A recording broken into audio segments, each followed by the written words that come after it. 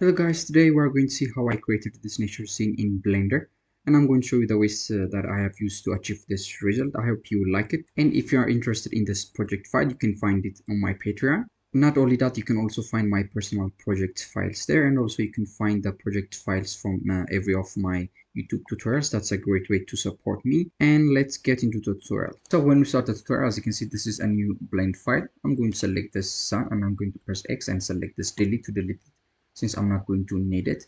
After this, I'm going to select this cube and then press N in my keyboard. Just go to the item. When you do that, you can see the transform property of this cube, and I'm going to change the dimensions. So I'm going to make the Y to be 1.5 meters, and I'm going to make the Z 2.05 meters. I'm going to keep the X as it is. After this, I'm going to get inside of the edit mode by pressing tab, and I'm going to select the bottom face. Just select the bottom face and then press X and then faces, since I'm not going to need this one. So this, what I'm going to do is I'm going to select this H right here and also select this H, and I'm going to press Shift D to duplicate it, as you can see, and then press P and then select this selection.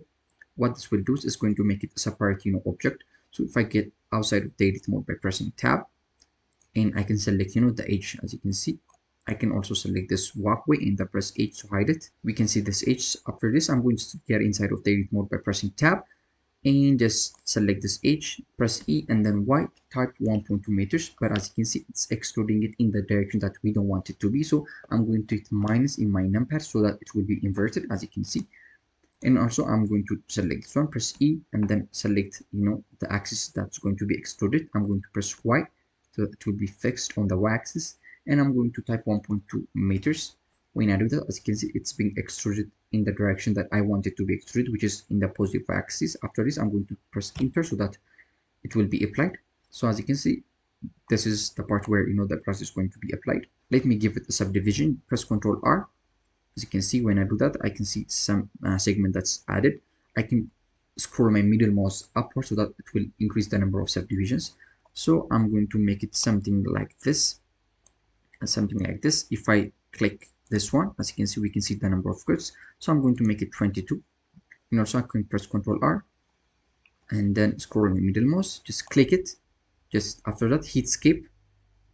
As you can see, after that, you can see this option. I'm going to change this one to 22. And if I click anywhere else, as you can see, we don't see the manipulation anymore. So make sure that you have clicked after you have adjusted the number of subdivision that you want. And also I'm going to give it a subdivision vertically. So I'm going to press Ctrl R, just make it somehow square.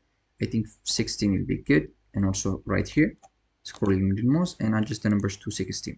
After this, just get outside of the edit mode by pressing tab and then press Alt 8 to unhide it. Just repeat the same process for this walkway again. So guys, as you can see, I've finished giving a subdivision for this one also. After this, let us create the support system for the ivy. So I'm going to press Shift A and I'm going to go to mesh and I'm going to add a circle. After this, I'm going to press RY and then 90 degree so that it will be vertical. And the next thing that I'm going to do is I'm going to adjust the dimensions. So let me make the Y to be 3.5 something and the Y to be 3.5, since it does not have any depths. As you can see, the Z is 0. After this, let me press GZ and just move it in the Z axis. I'm going to place it something like this. We can just adjust this one later. It does not have to be perfect. After this, just get inside the edit mode by pressing tab, and I can press A to select everything and press F to fill it. As you can see, now it's a plane, and I'm going to press I to insert it. I'm going to insert it just a little bit, somewhere around here will be good. After this, I'm going to press X and then faces. Go to this face, and I'm going to delete these faces. Just select them by box select. But let me change this one to face selection mode so that I can select the faces properly. As you can see, I have selected this one. Press X and then faces. Now the faces are selected. After this, let me go to H selection mode. I'm going to select this H and then press G to move it. Just place it something like this so that this one will be straight line. And also select this one and then press G. Just make it as accurate as possible. After this, I'm going to select everything like this, the bottom parts. Press SZ and then 0. What this will do is going to make it a perfectly straight line. After this, I'm going to give it a solidify sub modifier so that it will have some. So just go to modifier properties and go to click solidify, but the solidify is not being applied property. The reason for that is the scale isn't applied, so I'm going to press Ctrl A and then apply the scale. And after this, let me change this one to complex so that it will be more accurate, and let me make the thickness 2.03. And after this, let me give it a bevel modifier and let me decrease the amount to 0.003. After this, I don't think this is not that much smooth, so I'm going to give it a subdivision surface, and I can increase the number of segments so that the subdivision won't affect the shape of the mesh that much. So let me give it a segment of 4. I think something like this would be good. Let me increase the level of viewport to 2 so that it will be a lot smoother in the viewport. After this, let us create the fence where the ivy is going to actually be placed. This is so what I'm going to do is I'm going to go inside the edit mode. Let me alt click the external part. As you can see, it's going to select the entire edge loop, and I can press Shift D to duplicate it, and then press P and then select the selection. So if I get inside the edit mode by pressing Tab, I can select the duplicated part, which is a separate object. I can press Tab in to get inside the edit mode, and I can press A and then press E. As you can see, I'm extruding it. I can press X so that it will be fixed on the X-axis. I think somewhere around here will be good. Yep, something like this will be good. After this, let me delete the unnecessary modifiers. So I'm going to delete the solidify and the bevel, and I'm going to delete also the subdivision. As you can see, I have something like this. The next thing that I'm going to do is I'm going to dissolve some edge. So just select this edge and hold on Shift and then select jumping one segment. Hold on Shift and just click jumping one segment. So after I have selected everything, I can press X and then select this dissolve edge. As you can see, it's going to dissolve it. After this, what I'm going to do is I'm going to press Ctrl R to give it a subdivision, something like this. And then next, press A and then X and then select this only faces. When I do that, as you can see, we can see the lines, but the faces are deleted. Then get out of the edit mode by pressing Tab, go to Object, and go to Convert and convert this to a curve. When I do that, as you can see, this is converted to a curve. So if I go to this object data properties, which is for the curve, and if I go to geometry in the bevel, I can see there's 3 options. In the round, I can give it a depth. When I do that, as you can see, I'm creating somehow a pipe structure. As you can see, just give it the thickness where it is suitable for the scene. I think this is good. I can maybe make this one 2.01 only. After this, I'm going to delete some structures. So what I'm going to do is get inside the edit mode by pressing Tab, and I'm going to select like this by box select and then press X, and then I'm going to select the segments. I don't need this one. And also I'm going to select like this, press X and then select the segments. As you can see, now I have what I need. The next thing that I have forgotten is get out of the edit mode by pressing Tab, select this one and press Tab to get inside the edit mode. Press A to select everything and then press Shift D and then X so that you will move it in the X-axis. Just place it, press GX, just place it as accurately as possible at the end of this pipes. So guys, we have finished creating the parts where the ivy walkway is going to be created. So the next thing that we need to do is we need to create a curve where this are going to be arranged upon or placed upon. Press Shift A and go to curve and select this path. After this, go to the top view, press Tab to get inside the edit mode, select one of the points. If I press G, as you can see, I can control the curve. I can also select this one, press G, select this one. As you can see, I can control the curve. In order to create or insert more points, just select the end part, press E to extrude it. As you can see, I can just create extra control points, but I don't need this one, so I can just select them, press X and then vertices. As you can see, you can delete the parts where you don't need by selecting the point, press X and then vertices. As you can see, it's pretty easy. So after this, what you need to do is just select the points and create the kind of curve that you need for your IV walkway. You can make it as complex as possible. It will depend on your preference. So I'm just going to do that. As you can see, I have finished creating the curve that I want. This is the curve that I'm going to use. After this, just get outside of the edit mode. We need to arrange the meshes along the curve. So I'm going to select this one first. Go to Add Modifier Properties. Select this Add Modifier, and I'm going to click Array. After this, go to Add Modifier again and click this curve. And after this, just select this eyedropper and select the curve that we are going to use. This one, as you can see. After this, if I increase the number of R, as you can see, mesh is being applied on the curve perfectly. This is what we want. After this, I'm going to select this one and also select this part where the modifier is applied later, and then press Ctrl L and select this copy modifiers. As you can see, it's going to copy the modifier from the active object, which is selected in orange and copy to the non-active object, which is selected in red. As you can see the difference.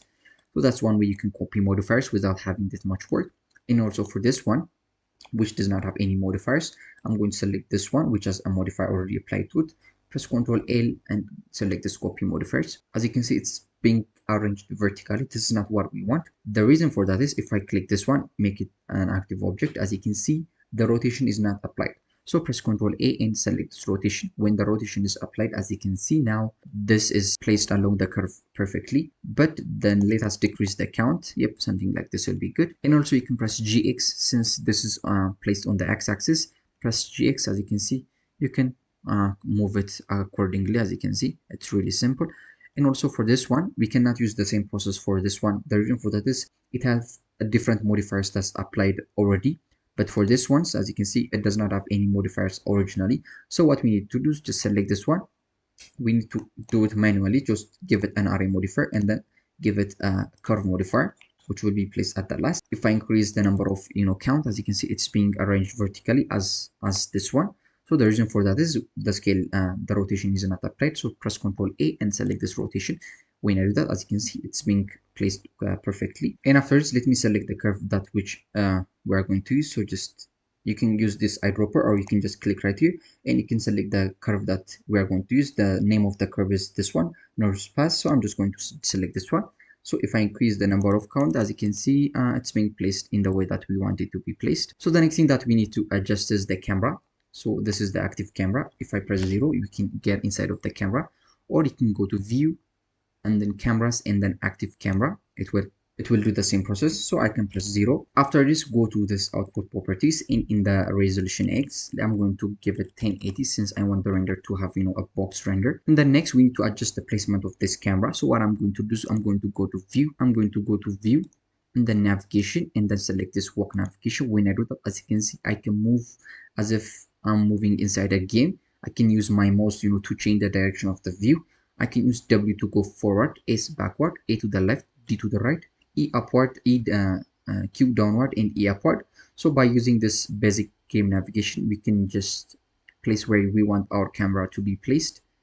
Yep, something like this will be good. I can select this camera, just make sure that this camera is selected to see the transport properties. As you can see, it's placed 1.7 meters above the ground. So after this, I can go to this camera settings. I'm going to give it a focal length of 40 millimeters so that we can see more of the IV walkway. We don't need that much high focal lengths. The next thing that we need to do is we need to texture the mesh in the scene, the walkway, the ground, and also this support system and the structure.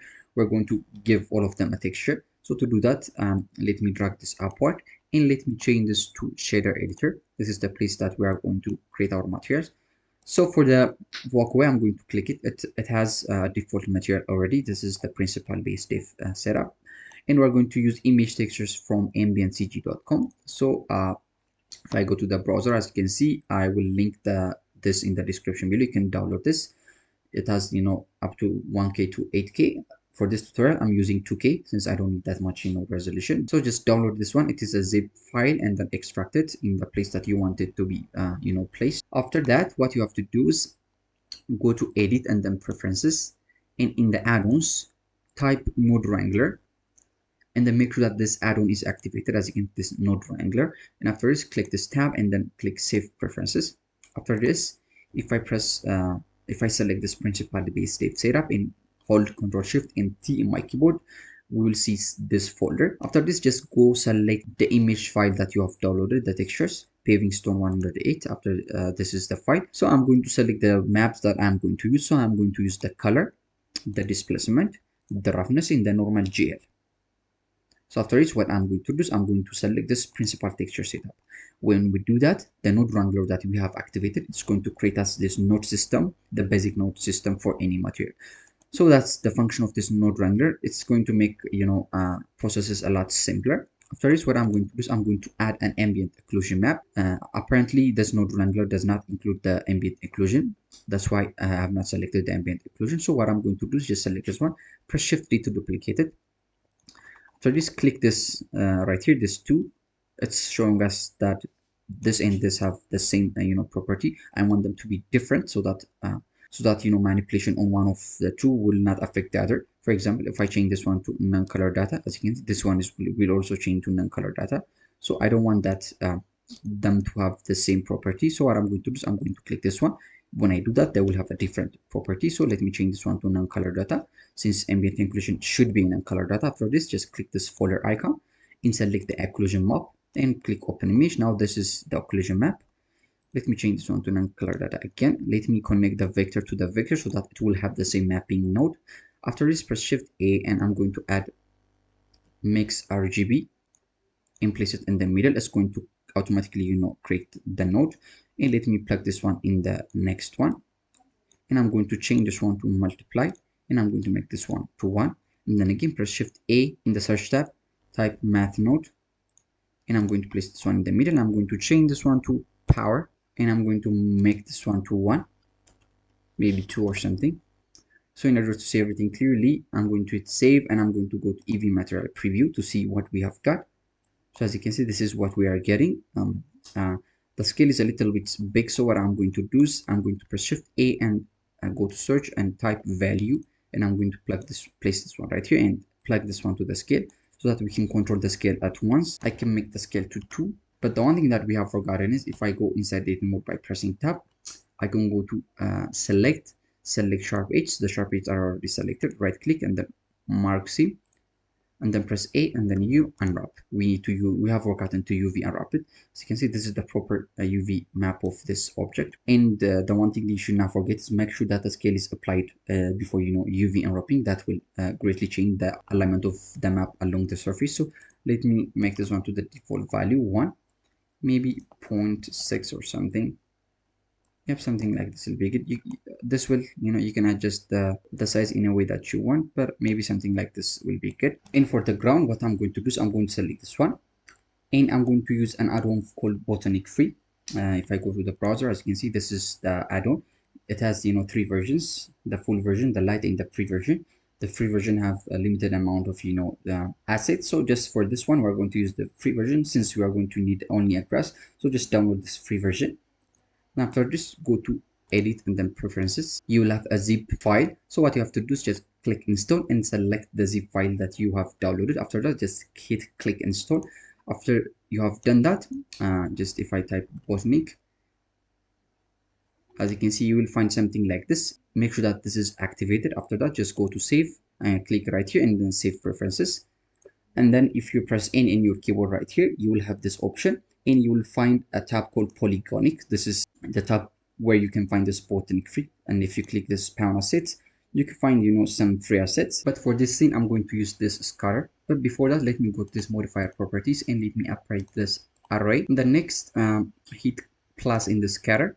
And you can see the categories, the grass and everything, but I'm going to use the grass. If I click the grass, as you can see, I only have one free option available since this is the free version. So I'm going to hit OK. But before that, let me change this to solid view so that it won't crash. Blender crashes when you are using particle systems sometimes. And I'm going to Control S in order to save it.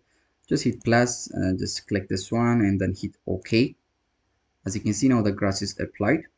But it's applied, it's inverted, right? So what you can do is just make sure that this is selected, right click and then go to mirror and select global Z. As you can see, now it's inverted in the direction that we want it to be placed. So just hit N in order to slide in the stop. What I'm going to do next is I'm going to cross a weight paint for the grass to be applied. So what I'm going to do is I'm going to go to this vertex properties, object data properties, and I'm going to hit plus. Now we have a vertex group, and after this, let me change this one to weight paint. So if I go to the top view to see what we are getting, I'm going to draw the part where I want the grass to be placed. So I don't want the grass to be applied all over the place. I just want it to be only in the part inside the IV walkway, so that I will decrease the amount of grass particles that are being used in the scene, which will in turn increase my viewport performance and decrease my render time. And for this to work properly, make sure that it has enough number of subdivisions. If it does not have enough number of subdivisions, this might not work. So after we have created this weight paint, what we are going to do is I'm going to go to this particle systems. The add-on has already created a particle system for the grass. So in the vertex group, I'm going to assign the vertex groups that I've created right now. As you can see now, it's only using this weight map that I have created to place those grass particle systems. I can click this arrow right here. It will invert, the placement of this grass. But in this case, I want this to be like this. And I can decrease the weights to something like this. And I can, decrease the placement of this grass so that it won't intersect, with the road or something. Just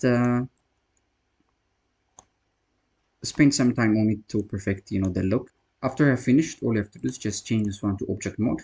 The next thing that we need to do is we need to place some, assets like flowers and weeds along the grass. And I'm going to use these assets for this scene. You'll find this in the link in the description below, some of this. So what I'm going to do is I'm going to select this one, select the three of them, press M, and I'm going to create a new collection called weeds, W-E-E-D-S. And I'm going to press OK. And then again, I'm going to press M and I'm going to select this weeds so that this will be added to the weeds collection. And I'm going to select this one, press M, and then create new collection, and then flowers. Now this is, moved to the flower collection. Just in order to make sure, just press M and then you can select flower just to make sure. So after this, what I'm going to do is I'm going to select this one and I'm going to this particle properties and I'm going to hit plus. After this, what I'm going to do is I'm going to copy the property from the previous one. So I'm going to select this one. Now this one and this one has identical properties. I'm going to click this number 2 so that they won't have that identical property. And let me change the number to maybe 250 for this one. And for the render in the collection, I'm going to change this one to width since I want the width to be placed right here. And after that, if I disable rotation, as you can see, it does not have any rotation. It's placed perfectly in the way that we want it to be placed. And after that, in the vertex group, just select the density. As you can see, now we have the widths that are placed properly. And after that, I can go to render again. I can control the scale right here. So I'm just going to make the scale a little bit smaller since this is way too big. And I'm going to make the scale randomness just maybe 0.4 or something like this. So I'm going to repeat the same process for this flower. And after we have done that, we can rename it. So I'm just going to triple click or double click this one. I'm going to type flower. And I'm going to select this one and then type widths. And this one is already the grass. So we can just control the amount of, the flowers and everything right here. I can increase the scale of the flower so that it will be visible. As you can see, it was a little bit small. So I can just increase the scale so that it will be, visible. And also I can increase the amount to maybe 400 and something. Yep, something like this. And I can increase the scale randomness like this. And I can also give it, a seed so that it will have a different arrangement. So if I press 0 on my number, as you can see, this is what we are getting. The last thing that I want to do is this one is clipped. I don't want to add another geometry. So what I'm going to do is I'm going to select this one. I'm going to select everything, every part of this walkway, and I'm going to press GX and I'm going to move it in the X-axis. Just move it somewhere around here. Maybe something like this will be good. And I'm going to use Control S. And the last material that we need to do is this walkway. So I'm going to select this one. We don't need any UV map or anything for this one, but since we're not going to use image texture. So just go to this material properties, hit new, and I'm going to make the color to somehow black, and I'm going to make it metallic, and I'm going to change the roughness to maybe 0.25 or something. And I'm going to drag and drop this one to the curve right here. So this has the same materials. So I'm going to hit Control S. And the next thing that we need to do is we need to create the IV. To do that, we are going to use this IV generator geometry nodes by Baga. And it's free. You can just donate some bucks in order to support him, since this is a really good IV for free. So just purchase this one and you will find this 2 files, and I'm going to use this demo file. Just download this demo file. After I've downloaded it, just open this demo file. Now we have this IV, as you can see. If I get out of the edit mode by pressing tab, this is already in the edit mode. Now this is the IV, and if I press J, as you can see, it adapts to the movement of this IV. As you can see, it's adapting to the mesh. I think this is a really good geometry setup. So I'm going to press Ctrl C, and I'm going to go right here, and I'm going to paste it right here. Press Ctrl B, paste it, and then press GY. I'm going to paste this. As you can see, this is the IV that's going to use in order to create this one. And after this, what I'm going to do is I'm going to shift right click right here. And after this, I'm going to press Shift A and go to mesh and add a plane. And then after that, press RY and then 90 degree. And then after this, go to this face, and I'm going to press S to scale it, and then press GZ to move it a little bit upward. I'm going to use this as the geometry for the IV. So what I'm going to do is I'm going to, this one is already selected, so I'm going to select this one later, and then press Ctrl L, and then copy modifiers. When I do that, the plane is now changed to the IV. So if I click this one, this is, the plane that's changed to the IV. So if I go to this modifier properties, I can see the property of this IV. For example, if I disable this viewport preview, as you can see, we can see the cube. So what we are going to do is just go inside the edit mode by pressing tab, and then everything is selected already. But if everything is not selected, press A and then press X, and then select this only faces. When we do that, we can keep the vertex in the segments or the lines, and the face will be deleted. After this, I'm going to go to this edge selection mode, and I'm going to select the bottom edge and then press X and then H. Now we have this three sides. After this, I'm going to change this one to vertex select mode, and I'm going to select this one, press GY and move it a little bit like this, and then select this one also, press GY, and then also I'm going to select this one, press GY, select this one, and then press GY again. After this, what we are going to do is just get outside of the edit mode. If I activate this one, we have the IV. The next thing that we need to do is we need to give this IV a target. If you go to this modifier properties, there's a parameter called the target. We need to create a target for this IV so that it will be wrapped around that target. So we are going to use this and this one for the target. So to do that, we need to create a collection where we are going to put the target mesh. So I'm going to select this one and then press aim. And then I'm going to select this new collection, and I'm going to name the name as IV2. Since I've already created an IV1 when I was practicing, I'm going to hit OK. Now this is, as you can see, is moved to a collection to IV2.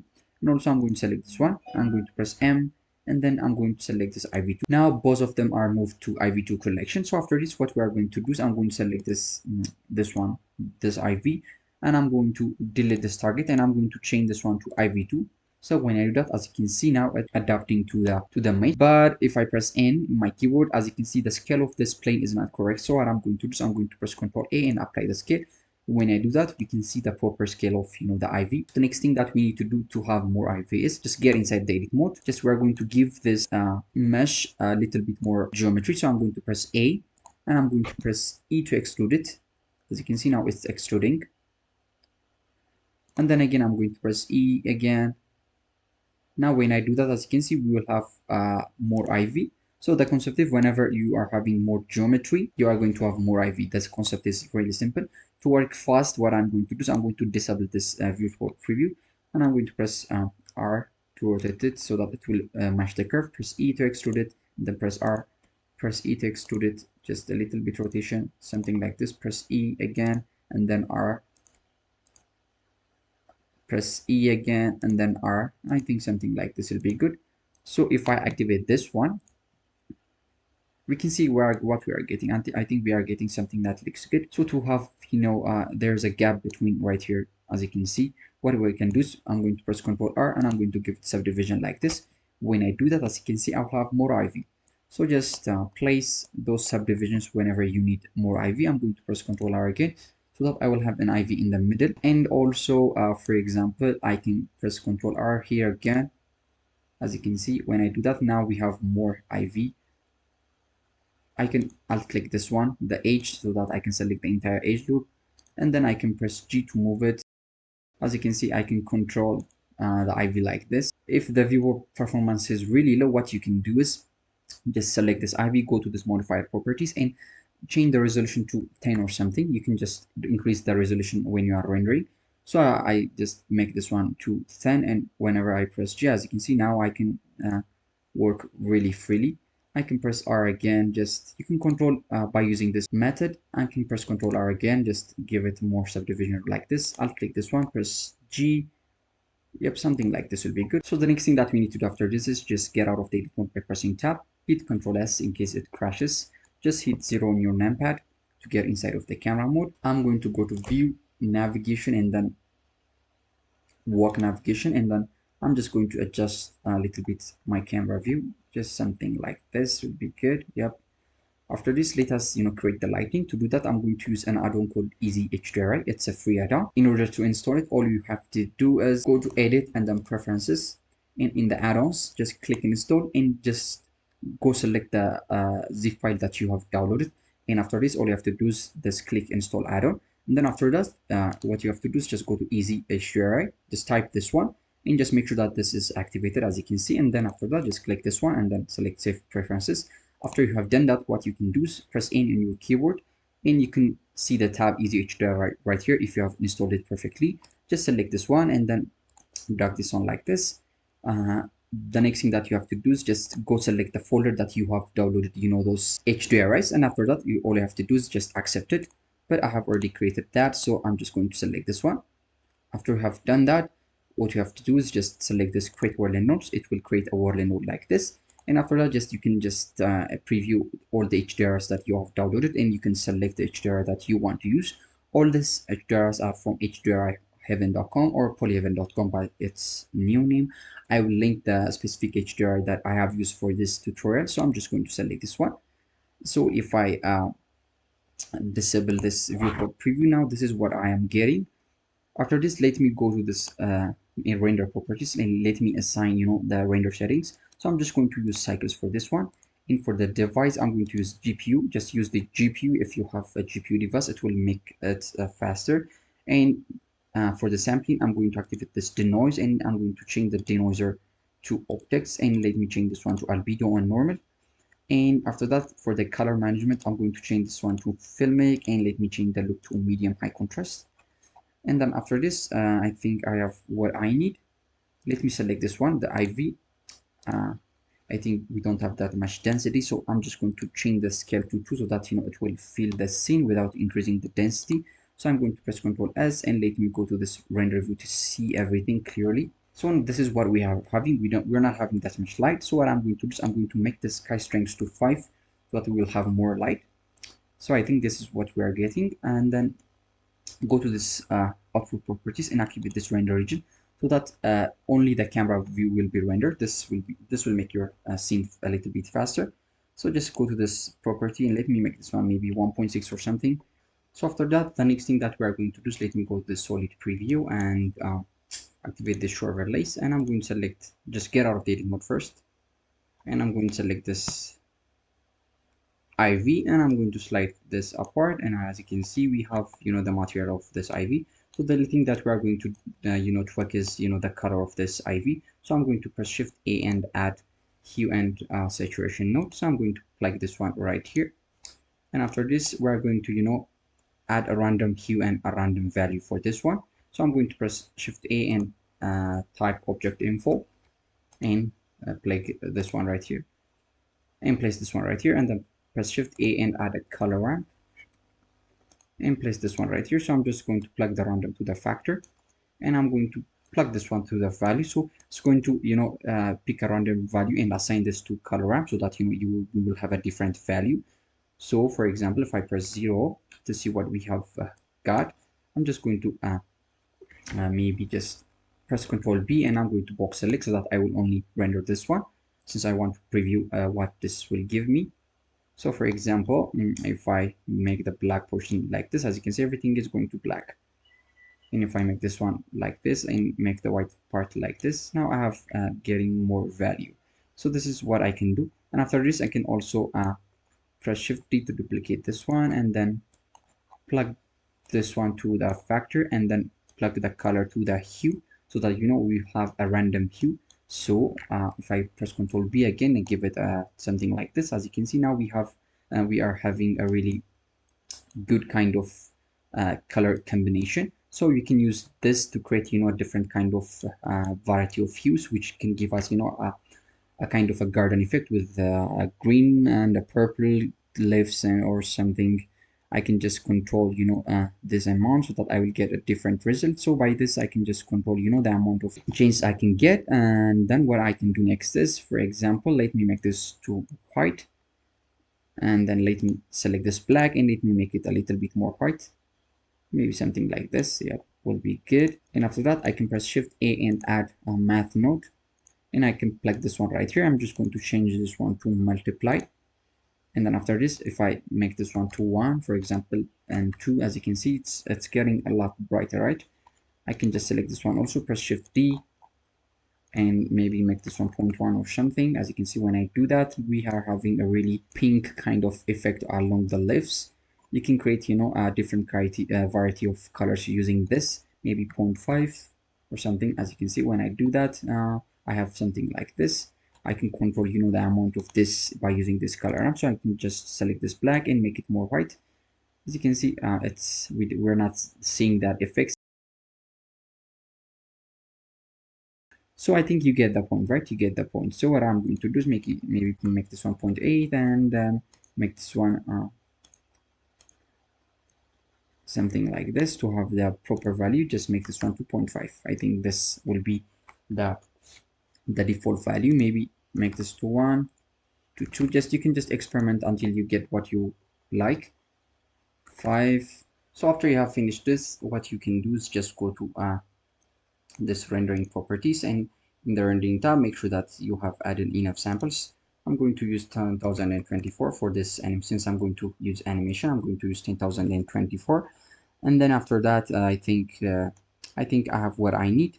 And for the denoise, I think the default is pretty good. Just let's open the image denoiser and I'll be normal. That's what I need. After that, just go to the timeline, and I'm going to animate you know 125 frames, which is supposed to be 5 seconds. And I'm going to go to optical properties and let me change this one to 25, so that it will be exact 5 seconds. After I have done that, just go to the item, and this is the initial place of the camera, so just select this camera, and then in the transform, just press N to slide out this tab, and in the item, just in the location, right click in insert keyframe, in the rotation, right click and insert keyframe. Now we have a keyframe at frame 1, and just go to the last frame by clicking this, and then press V to go inside a walk navigation, or as I have said earlier, just go to view navigation and select this walk navigation. After you have done that, just move to the frame that you want the last to be at.